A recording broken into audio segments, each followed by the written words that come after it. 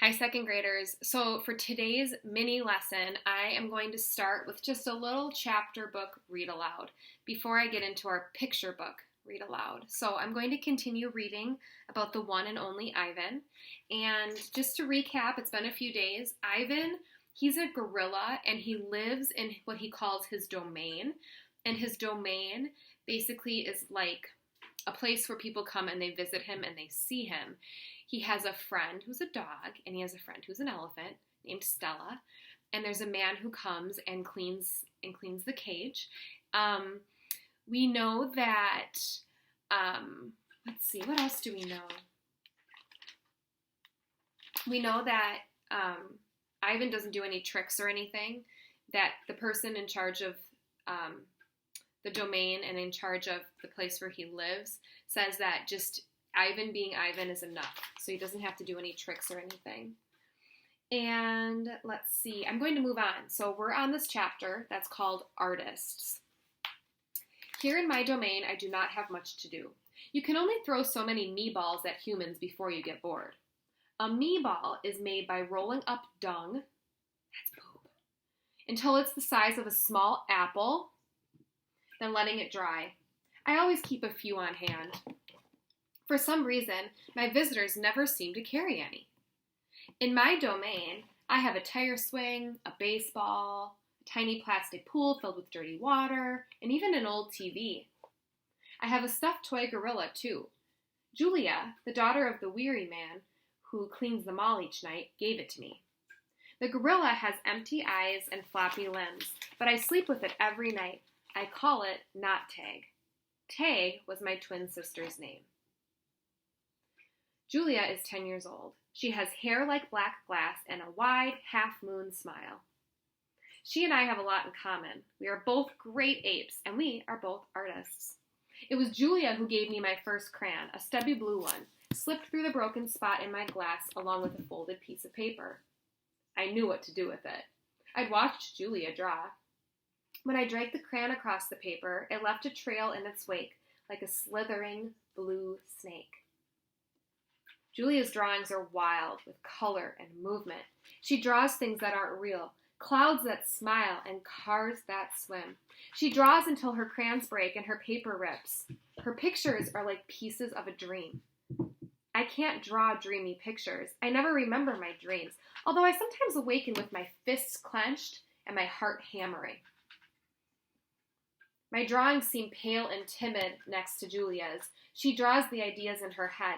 I draw the things in my cage, simple items that fill my days. An apple core, a banana peel, a candy wrapper. I often eat my subjects before I draw them.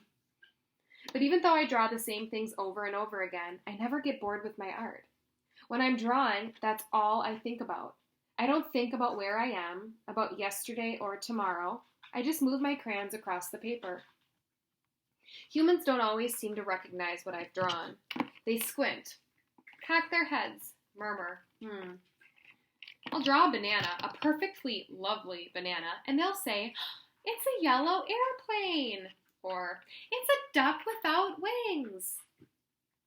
That's all right. I'm not drawing for them. I'm drawing for me.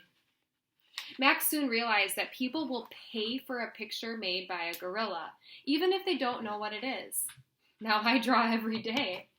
My works sell for $20 a piece, $25 with a frame, at the gift shop near my domain. If I get tired and need a break, I eat my crayons.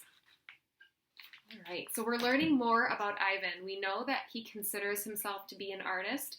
We also know that he has a girl who visits him, and her name is Julia, and she is also an artist. We know what a meatball is, right? It's a dried up piece of poop or dung. And we know that sometimes he throws it at people. So yeah, we're starting to really figure Ivan out, and just wait, it gets better and better. But I'm going to pause because we're going to read our picture book now. And this picture book, I'm going to read it to you, and then remember, part of your job is going to be to answer 1 or 2 questions about the book on Seesaw, and the other part of your job is going to be to do your own independent reading. So to read your own book on your own, and then you're going to apply the skill we've been learning about this week to that book, okay? So, this book is called Pecan Pie Baby, and it was written by Jacqueline Woodson. She's one of my favorite authors of all time. We'll read a lot of books by her this year. And it's illustrated by Sophie Blackall. What do you notice on the front cover? How do these people seem to feel about each other? If you look at the way they're looking at each other, you can see they love each other, can't you? You might have also noticed that the mom is pregnant. This is Gia, okay? Her mama is going to have a baby. So Gia's family is changing. How might Gia be feeling about that? Think she's excited? Do you think maybe she's not very excited? Some of you have younger brothers and sisters. Some of you have younger brothers and sisters who were born not too long ago. So you might have some connections right away to this book. You might understand right away how she's feeling or how she might be feeling. Let's read this to see what happens. Just as summer started leaving us and the leaving brought all those colors to the trees, Mama pulled out my winter clothes. Time to give away the stuff that's too small, I said. This didn't used to be a mini dress. Mama smiled. Let's keep it, Gia. And I knew what was coming next. More talk about the ding-dang baby. I don't know why we have to keep my old stuff, I said. You do too know why, my mama said back. Because there's going to be another baby coming soon. Not real soon, right? Probably by the time the first snow's on the ground, Mama said. Cool, huh? Not very, I said. So I just want to mention that it doesn't seem like Gia's very happy about the baby. How do you know that? What does she say? What does she do? She mentions not real soon, right? So that kind of shows that she really doesn't want this baby to come soon. And then when the mom says cool, what is her response? Not very. So we know she's not very excited or happy. I looked out at the falling leaves and made a silent wish for winter to come and go quickly without bringing any snow. Mama touched my hair. I'll tell you one thing. This baby sure loves itself some pecan pie. It's wanting some right now. Well, I said, I love pecan pie, and you love pecan pie, so that baby's just being a copycat. In the kitchen, Mama cut us a big slice. By the time it was jacket weather, everyone was talking about that baby. You want a boy or a girl? My friends Juna and Omi asked at recess. And my friend Trixie said, let's play Mama's having a baby. Mama's having a baby. People are going crazy. If it's a boy, give it a toy. If it's a girl, give her a curl. Wrap it up in toilet paper. Send it down the escalator. First floor, stop. Second floor, stop. Third floor, you better watch out because S-T-O-P spells stop. It seems like Gia's friends are having a lot of fun together. How do Gia's friends seem to feel about the baby? Pretty excited, right? When my friend Michaela slept over, she said, your mama better not put that baby in my bed, right? Because then where would I sleep? Man, I was thinking, that ding-dang baby is going to try to take the place of my sleepover friend. Even my aunties were baby crazy. When they came over for our weekly sweet tea and toast party, they both drank their tea in one huge gulp and ate their toast in 2 bites without either one of them saying to me, why, isn't the weather marvelous, dear lady? Then they got up and sat with Mama talking about that baby. All fall, the leaves kept dropping off the trees, and the days got shorter and shorter. Ooh. One Saturday, a huge box came, and all afternoon my uncles were in my room, scratching their heads and fussing with each other as they put that baby's crib together. At school, my teacher read a book about a girl who was going to become a big sister, and when she finished reading it, everybody looked at me. When my cousin came to visit with her new baby, she put the wiggly thing in my lap and said, "You sure are ready to be a big sister, aren't you?" "Not really," I said, handing the crying baby back to her. How does Gia seem to be feeling? Very excited. She looks kind of hesitant, like, One night, Grandma took us out to a fancy restaurant. She kept fussing over Mama. "Eat your greens," she said, "and you should order some Brussels sprouts for the baby." Mama made a face, and we laughed. Grandma, I said. "It's not a sprouts baby. That baby loves pecan pie." So for dessert, me and Mama shared a piece. "Are you getting enough rest?" Grandma asked. "You know I can take Gia. That baby needs you now." I wanted to say, "I need Mama now." Then Mama reached out and rubbed my back. Me and the baby need Gia with us. And even though I didn't like it when Mama talked about that ding-dang baby, her hand felt nice on my back, and I was glad that she needed me. Some days I sat on my stoop, thinking about all the years it had been just me and Mama. About us drinking hot chocolate and telling silly stories. About the morning I jumped into her bed when it was still blue-pink outside, snuggling up to her while she tried to keep on sleeping. Now that baby was going to change everything. Why does Gia think that baby is going to change everything? Why does she think that? I want you to pause the video and think about that and then come back. Why does she think the baby will change everything? What will change? All right, if you paused it, welcome back. In all of these memories, it's just the two of them, right? So what is she thinking about? Who is she thinking about?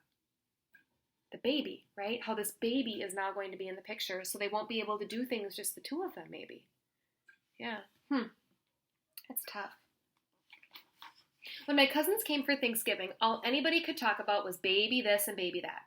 "I'm so sick of that ding-dang baby," I said. But I guess I didn't say it loud enough because everybody kept laughing and talking and making plans for when the baby got here. The whole table got quiet. Or wait, she said it again. "I'm so sick of that ding-dang baby." The whole table got quiet, and Mama sent me to my room. Upstairs, I got that teary, choky feeling. And even though there were a whole lot of people in my house, I felt real alone. When have you felt that teary, choky feeling? Have you ever felt that before, like you were all alone? Maybe you felt that way in the last year. Yeah, maybe you have that same feeling where, kind of for me, like, kind of feels like your heart drops a little and you feel kind of sick. Yeah. Later on, Mama came upstairs and sat beside me. I didn't look at her. "You know what I'm going to miss the most when the baby comes, Gia?" Mama asked. "I know what I'm going to miss the most," I said. "My whole life before the ding-dang baby," Mama said. I smiled. "Yeah, before that ding-dang baby." "Guess what?" Mama whispered. "What?" I said. "I'm going to miss that too." "For real, Mama?" "For real." "Those were the good old days," I said. Mama smiled. "Guess you're going to have to tell the baby all about it." I nodded. "I guess I am." Then Mama hugged me and we sat like that, just being all cuddly with that ding-dang baby jumping around in Mama's belly. After a while, Mama said, "It's cold out there tonight. Weatherman's calling for snow. Then let's go downstairs and eat some dessert before that ding-dang pecan pie baby gets here." Mama laughed because she knew, just like I did, how much the three of us loved ourselves some pecan pie. After page 30, how do you think Gia's feeling now? How do you think she's feeling now? And what made her feel that way? No, it seems like she's feeling better. What made her feel that way? What helped? It's like knowing her mom was going to miss just the two of them as well, right? That her mom was going to miss the two of them being together. Okay, I'm going to show you my whiteboard because for independent reading, you're going to do the same activity except with a different independent reading book. So remember, in the top section on your paper on Seesaw, you're going to write the characters' names and draw a picture. So I'm going to do this kind of quick. So the characters' names, we have Gia and her mom. Okay, and then I can draw a picture of Gia and her mom. I'm not going to do it right now because I know you all know how to draw a picture of the characters because you've been showing me on Seesaw. The second box is where you draw the setting. So there's different settings. There's a school setting. Some of the book takes place at home. I'm going to draw their house. And I'm just going to do it quickly because I want you to have time to work. And I know you know how to draw a setting. I'm just going to kind of draw the setting. They live in a house, I think it was. And I can look at the pictures in the book to help me with that, add more detail. Okay, and then I could write a couple words. I could say their home and school. Those are the two main places. And then it says when. It says like when is the setting, like when does it happen, right? So I'm going to say it happens, or the story takes place when, I'm going to say it's when Gia's mom is pregnant. It takes place when Gia's mom is pregnant over time. And the last thing you have to do for this assignment, second graders, is I need you to take a screenshot of the book you read. So, screenshot, remember, on your iPad, you press the home button, and you press the top button, you hit them at the same time, click, takes a picture. You're going to include that picture on page 2 to show me which book you chose on Epic or Ras Kids. All right, second graders, keep up the great work. I hope you enjoyed Pecan Pie Baby. If you'd like to tell me a little more about a connection that you have with the story, you can include that on your Seesaw activity.